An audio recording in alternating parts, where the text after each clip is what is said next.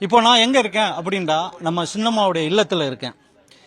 நான் நீண்ட நாளா சின்னம்மாவை சந்திக்கணும்னு ரொம்ப மிகவும் ஆர்வத்தோடு எதிர்பார்ப்போடு இருந்தேன். ஆனா அதுக்குள்ள வாய்ப்புகள் கிடைக்கல. என்னுடைய அதிக நாட்கள் வெளிநாட்டிலே கழிந்து விட்டது. இப்போ ஒரு நண்பர் மூலமா தான், ஜாகிர் பாய் நாகூர் நண்பர் மூலமா தான் எனக்கு இந்த தகவல் வந்துச்சு. இதே மாதிரி பார்க்க போறேன், சந்திக்க போறேன். உடனே நானும் ஆர்வமா வந்தேன். ஏன் எதற்காக அப்படின்னா, ஒரு காலகட்டம் இருந்துச்சு. அம்மா இருந்தப்போ எதுக்கெடுத்தாலும் எல்லாம் சின்னம்மா சின்னம்மா சின்னம்மான்றாங்க.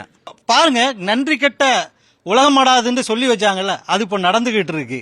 அம்மா போனதுக்கு அப்புறமும் எத்தனையோ தலைகள் காலில் விழுந்தாங்க, சின்னம்மா காலில். ஆனா அந்த தலைகள்லாம் இப்ப எங்க போச்சு, காணா போச்சு தெரியல. இன்னும் எனக்கு நிறைய பேச வேண்டிய இருக்கு. நான் பேசணும். எனக்குள்ள மேடைகள் கிடைத்தா நான் கண்டிப்பா பேசுவேன். சின்னம்மாவுடைய நற்செயல்கள் என்னென்ன பண்ணிருக்காங்க, என்னென்ன செஞ்சிருக்காங்கிறதையும் நான் சொல்லுவேன். அம்மா இல்லாத பிள்ளைங்களுக்கு சின்னம்மா தான் ஆதரவுமாங்க. அந்த சின்னம்மா வரணும். நாங்க எல்லாரும் எதிர்பார்க்கிறோம்.